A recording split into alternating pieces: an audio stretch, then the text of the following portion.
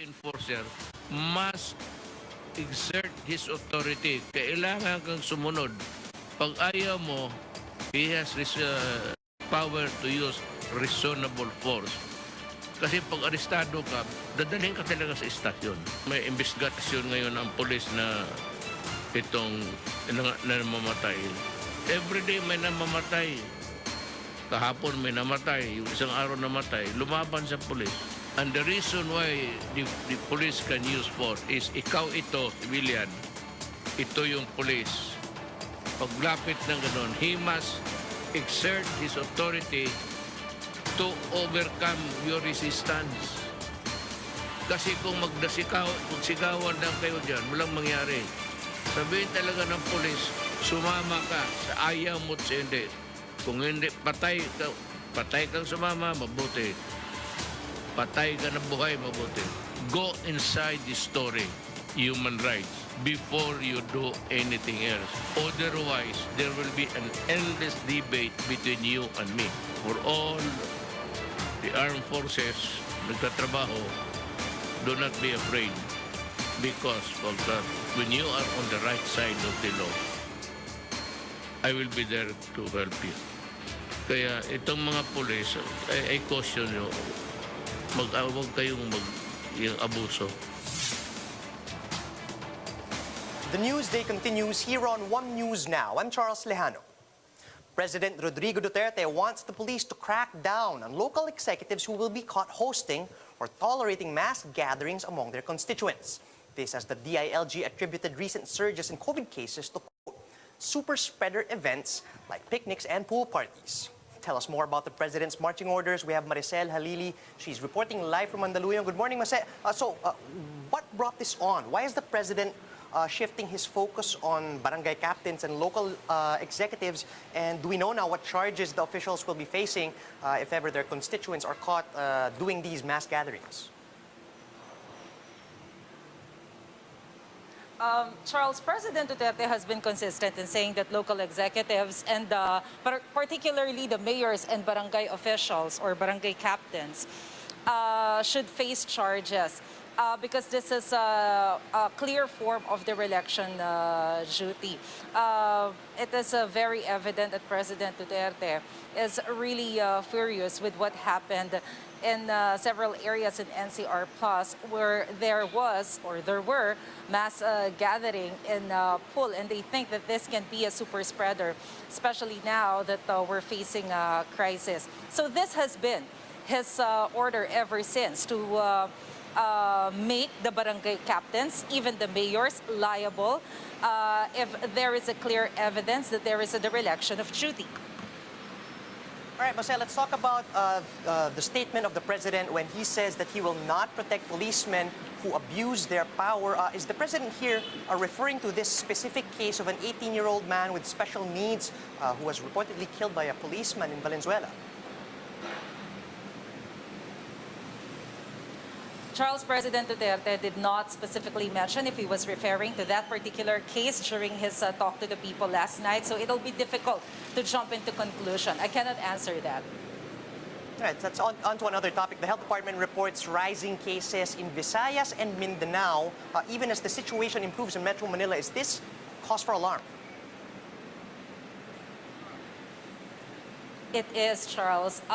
Secretary Francisco Duque of the Department of Health admitted that while the number of COVID cases here in NCR Plaza is slowly going down, it is actually a cause of concern that some regions in Visayas and even in Mindanao, the cases there are slowly increasing. That's why I understand recently Vaccine Star Carlito Galvez has already visited some of the areas in Visayas and Mindanao, including Zamboanga, I guess, just to check what these local government units need and what particular assistance can the national government provide. I understand that the National Task Force has already given some of these areas antigen tests to improve their contact tracing.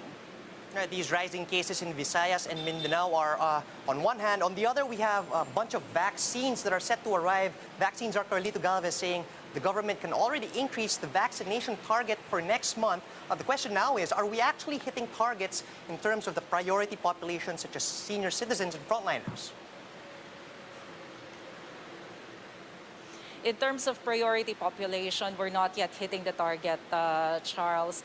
The National Task Force against COVID-19 has observed that some or majority of the senior citizens are still hesitant in getting their vaccines. So there is still a need to enhance or to improve our campaign. Or the information campaign with regards to the vaccine. Malacanang even stated that based on the recent survey, about 50% of the total number of population has already confidence in the COVID-19 vaccine, but we still have to increase that confidence because we're still targeting to achieve 70% of the population to be vaccinated by November of this year. Marcel, let's talk about the plan to vaccinate those aged 12 to 17 years old. When does the government actually plan to roll out the vaccines for this age group? The Food and Drug Administration Director General, Eric Domingo, said last night that they are still, or the FDA and the committee is now undergoing the studies and including those aged 12 years old and above to be vaccinated by the Pfizer vaccine. Yusek Domingo said that within the week, hopefully they can already revise the emergency use authorization issued by the Pfizer brand. And hopefully they can start vaccinating those minors as soon as possible. Talking about the Pfizer brand, Marcel, you mentioned Pfizer. There are certain LGUs that are planning to secure Pfizer vaccines exclusively, as well as this certain proposal to reserve Pfizer shots for OFWs and seafarers. What did the president have to say about this? President Duterte said that it will be impossible for now to do that, considering the number of supplies of vaccines that are coming in. The country, particularly Pfizer. If you recall, Charles, we only have about 193,000 doses of Pfizer vaccine delivered to the country in the last few weeks. And these are allotted for those included in the A1, A2, A3, and A5 priority groups. So since we still have limited number of supply, it will be impossible to include the OFWs in the priority list for now. Maybe President Duterte said that maybe we can establish or we can make another a separate program for this OFWs. Thanks for those updates, Maricel. That was Maricel Halili reporting live from Mandaluyong. The Health Department believes the proposal to focus 90% of the vaccine supply to the NCR Plus bubble is not feasible. On One News is the Chiefs. Health Undersecretary Maria Rosario Vergere said the move will be inequitable for other provinces outside the metro that are currently experiencing spikes in cases. Vergere says the Octa Research Group's proposal can be considered once vaccine supply issues in the country are solved. So even if I confine my vaccination in one place which is highly populous and mataas ang density ng tao, di naman po sila mag-remain in that place, di ba? They go out of that specific perimeter. So they can still be infected by other people. So, tama naman yung NCR Plus bubble, let's put everything there, pero we cannot set aside the other areas also.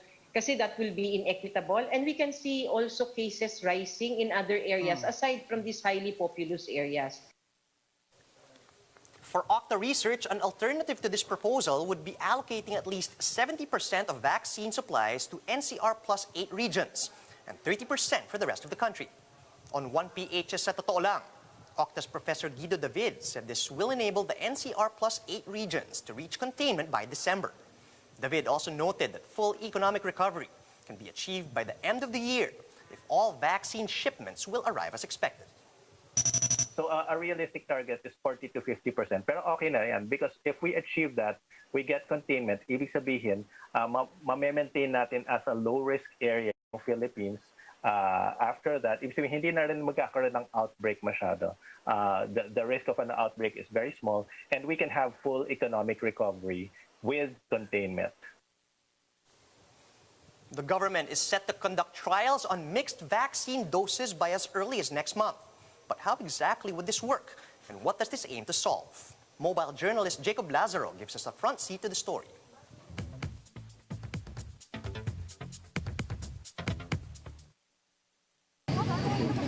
Dito na ako! Ano yung ginagawa nyo? Ano yung never do it na? Hindi na naman para makapasok na trabaho. Nasaan yung makakasabi? The country has two kinds of problems with COVID vaccines: not having enough or not having enough of a particular brand. Oh, 200 doses lang tapos may listahan sila ng ang dami-dami. Kawawa naman yung mga tao. Next month, the government begins trials on mixing and matching different COVID vaccines to meet the growing demands for the jabs.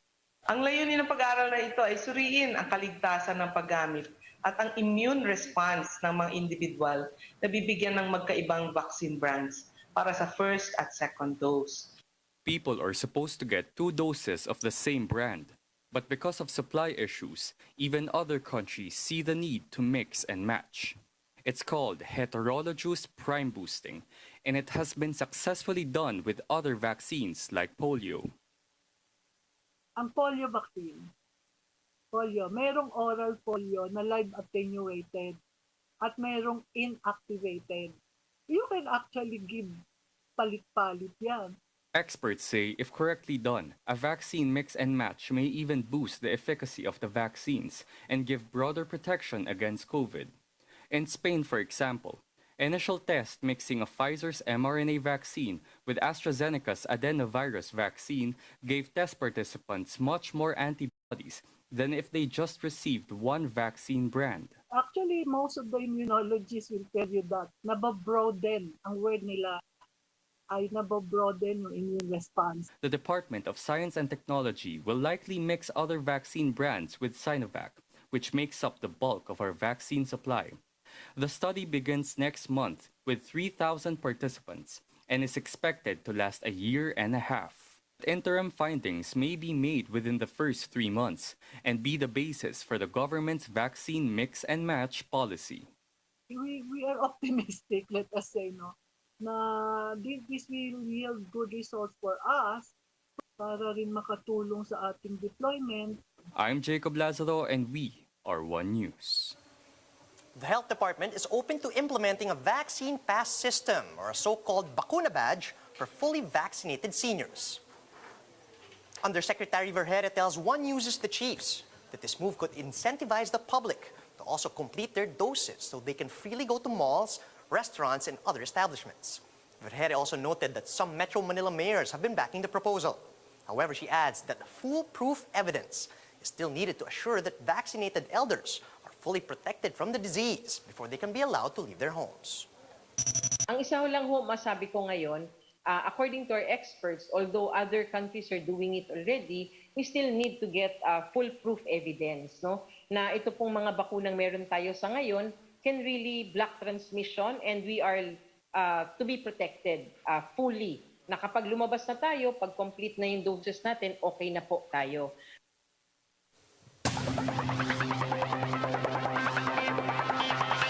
The Gilas Pilipinas 3x3 team is off to a rough start at the FIBA Olympic qualifying tournament in Austria after absorbing 2 straight losses in their opening day. After their opening loss to Qatar, the Filipinos succumbed against the Slovenians 21-11, seriously hurting their chances of bagging a ticket to the Tokyo Olympics. With a 0-2 record in Group C, Gilas Pilipinas 3x3 will need to play its remaining games flawlessly for a chance to advance to the knockout rounds. Additionally, they will have to rely on France and Qatar losing their next games to level the rankings moving forward. The Philippines will next play Dominican Republic and France tomorrow. And those are the top stories at this hour. Join us again later at 12 noon as we continue to monitor the day's biggest stories. You can also catch One News on Signal Play. Just register for a free account at www.signalplay.com so you can stream One News live anytime, anywhere. I'm Charles Lejano. Mask on, wash hands, and stay safe, Philippines. We are One News.